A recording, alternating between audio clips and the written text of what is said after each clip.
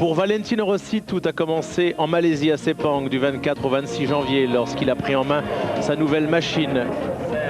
Sa M1, alors quand Rossi a piloté pour la première fois cette M1 en Malaisie, est-ce qu'il pensait gagner toutes ses courses cette année avec cette moto? Il est sûr que non. La première fois que j'ai piloté la moto en Malaisie, j'ai eu une bonne impression, et ce, depuis le début. Mais on savait que cette moto n'avait pas le même niveau que la Honda. Et il y avait de gros problèmes à régler. La première course de la saison débute sur le circuit de Welkom, non loin de Johannesburg, en Afrique du Sud. On est le 18 avril. Et on va assister à une course de légende entre Valentino Rossi sur la Yamaha et Max Biaggi sur la Honda. Le troisième larron s'appelle CT Gibernau sur Honda numéro 15 également. Rossi qui va se dépouiller, qui va tout donner physiquement. Il n'a certainement pas la meilleure moto du plateau, mais il est le meilleur pilote. Il est transfuge de Honda, il est dépassé ici par Max Biaggi. Nous sommes ici à bord de la moto de CT Gibernau qui occupe actuellement la 3e position. Trois hommes qui dominent totalement ce Grand Prix d'Afrique du Sud. Les autres sont déjà loin. Trois hommes qui seront du reste les principaux protagonistes de la saison. Valentino Rossi, magnifique de panache, qui s'est juré d'offrir cette première victoire d'entrée à la marque Yamaha. Et un grand mano à mano entre les deux plus grands ennemis du paddock, Valentino Rossi et Max Biaggi, avec ici une petite erreur de Max dont profite immédiatement CT Gibernau.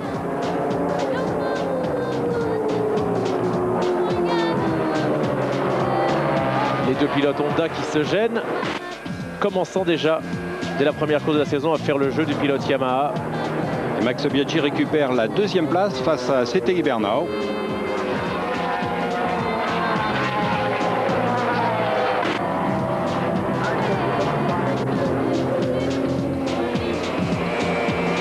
On est ici au 7e tour et Valentino Rossi est attaqué. Max Biaggi s'empare donc de la première position devant son compatriote.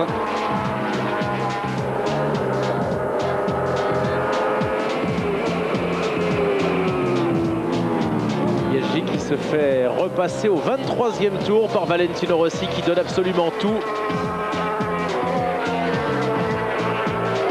Gibernau est un petit peu plus loin à quelques longueurs. Il ne peut pas disputer la victoire aux deux hommes, aux deux Italiens. Ici à bord de la moto de Max Biaggi, actuellement 2e.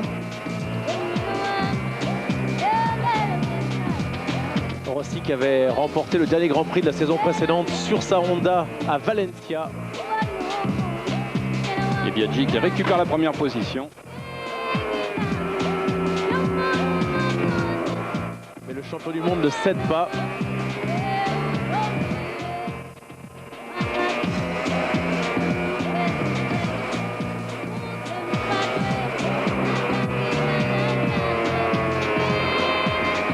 Rossi qui va bien sûr attaquer une dernière fois.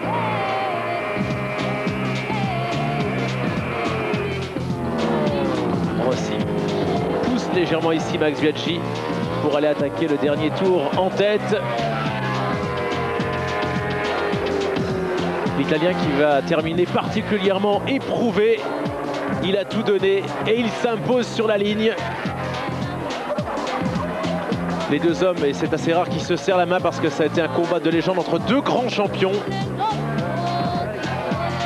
Et Rossi qui devient le premier pilote en 55 ans à gagner dans la catégorie 1 avec deux motos différentes, ça valait bien le bisou à la Yamaha, sa nouvelle monture.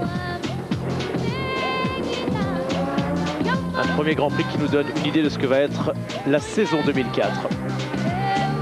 Ce supporter, lui, est content, on va écouter Valentino Rossi. En Afrique du Sud, c'était difficile à expliquer. C'était spécial pour moi et pour nous. On a fait du bon travail pendant l'hiver, ainsi que Yamaha. Nous avons su donner de bonnes indications et Yamaha a travaillé sur la moto dans la bonne direction. En arrivant à Welkom, nous n'étions pas au meilleur niveau.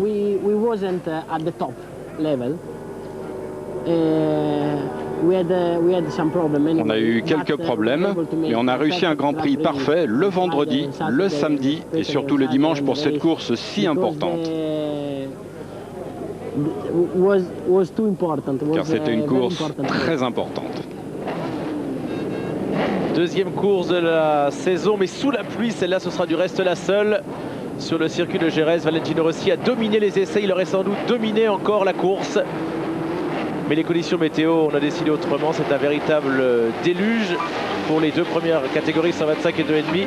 Et la piste est encore extrêmement mouillée, vous le voyez, pour la catégorie MotoGP avec, dans ces conditions, un CT Gibernau qui se promène dans son jardin et devant son public. Il prend le commandement d'entrée devant Valentino Rossi. Alors que Checa, l'autre espagnol, est en 3e position et précède Max Biaggi. Et rapidement, Valentino Rossi va se rendre compte qu'il ne peut pas rivaliser avec les pilotes Honda sous la pluie. Il n'a pas suffisamment roulé encore avec cette Yamaha dans des conditions humides. C'était Gibernau en profite. Max Biaggi, lui, passe Carles Checa. Valentino Rossi est alors 4e. Et Valentino Rossi continue d'attaquer progressivement. Il ne perd absolument pas de terrain par rapport à Checa.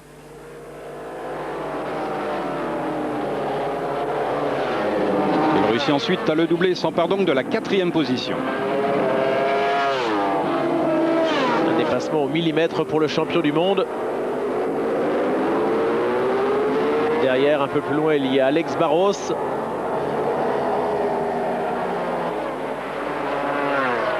Alex Barros qui est revenu juste derrière Valentino Rossi désormais. Une belle remontée de Marco Melandri. Et une énorme chaleur pour Valentino qui se rend compte à ce moment qu'il s'agit sans doute d'engranger des points. Il aurait pu tout perdre. On revoit au ralenti cette formidable glissade et le rattrapage du champion du monde. Devant, c'est la bagarre entre Max Biaggi et CT Gibernau. Max Biaggi qui prend le commandement.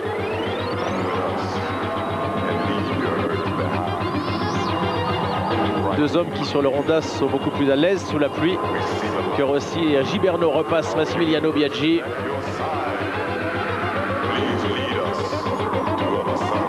Derrière, Tech 3 espère un podium pour son pilote Marco Melandri. Malheureusement, celui-ci va à la chute. Il était alors en 3e position. Déception pour Jérôme Poncharal. Et victoire pour CT Gibernau, qui fait une bonne opération au championnat. Avec une 3e place en Afrique du Sud de cette victoire. Et puis 2 fois 2e. C'est très bon aussi pour Max Biaggi, qui passe devant Valentino Rossi. C'était Gibernau très ému chez lui en Espagne, après une course particulièrement difficile.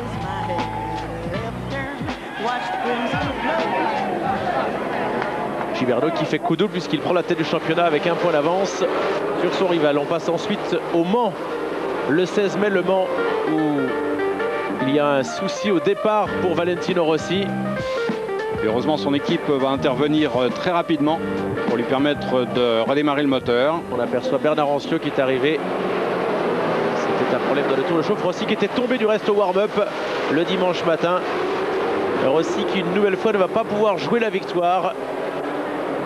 Gibernau avait gagné en 2003 sur ce circuit du Mans. Rossi, lui, passe à l'attaque. Il y est contraint.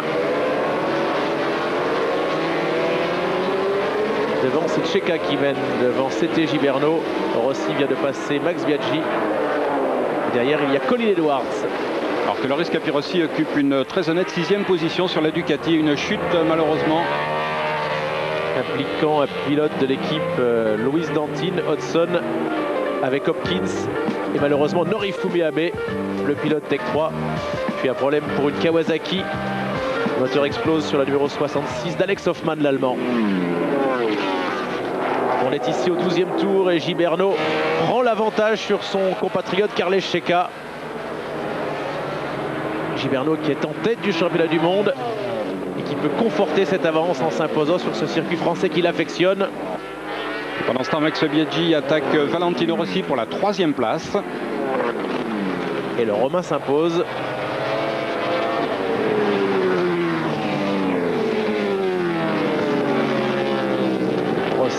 se rate un petit peu à la chicane, qui perd un petit peu de temps, mais qui reste néanmoins en 4e position. Le dernier tour et la victoire de Sete Gibernau, la 2e d'affilée, devant Checa, Biaggi et Valentino Rossi. Une Honda, une Yamaha, une Honda, une Yamaha dans les 4 premières places. Ce qui permet à Sete Gibernau d'augmenter son avance au classement provisoire du championnat du monde.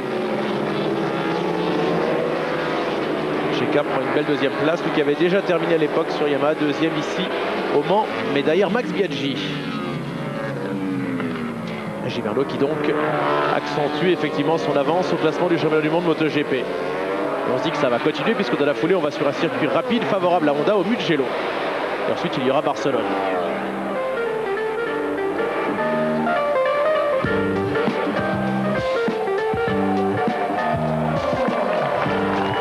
Podium d'affilée pour l'ancien coéquipier de Eijiro Kato. Grand Prix d'Italie et chute lors de la 2e séance d'essai qualificative pour Curtis Roberts et sa Proton qui prend feu, occasionnant bien sûr un arrêt de la séance au drapeau rouge. Gibernau est en pôle, on pense que cette course est pour lui, une course qui va être tronquée en 2 parties. Et Valentino Rossi, devant son public, va être une nouvelle fois magnifique, comme il l'avait été en Afrique du Sud. Excellent départ de Tamada devant Rossi qui l'attaque ici à l'intérieur. Et malheureusement, Shinya Nakano, qui est équipé de pneus Bridgestone, est trahi par ce même pneumatique dans la ligne droite à 300 km/h. Le petit japonais, ancien pilote Tech 3, qui va s'en sortir indemne. Regardez cette chute terrible. On aperçoit des débris de pneumatiques qui volent de tous les côtés.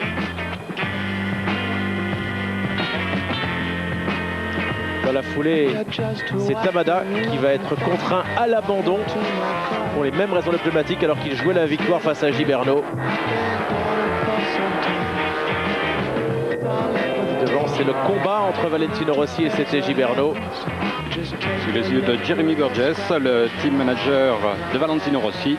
Et puis quelques gouttes de pluie qui contraignent Valentino Rossi à lever la main. C'est l'arrêt de la course, mais il y a un nouveau règlement au drapeau rouge en MotoGP. On repart pour un sprint. Ça va être un sprint en fait de 6 tours simplement, où tous les compteurs sont remis à zéro, ce qui va donner un spectacle absolument éblouissant, avec notamment un Norifume Abe qui va s'en donner à cœur joie.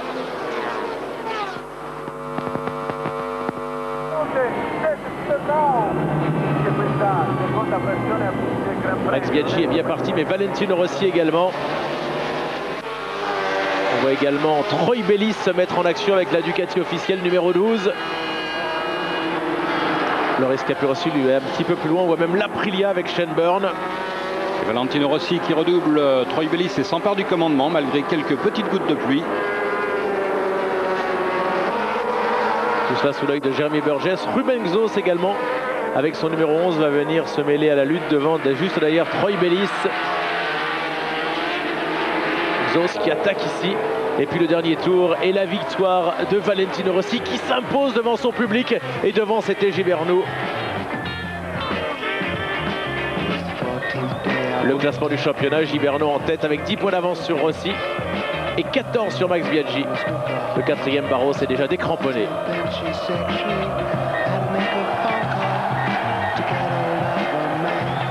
On se retrouve dans un instant pour le Grand Prix de Barcelone.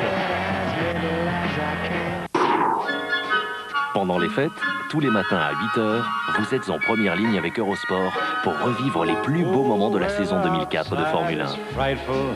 But the fire is so delightful, and since we've no place to go,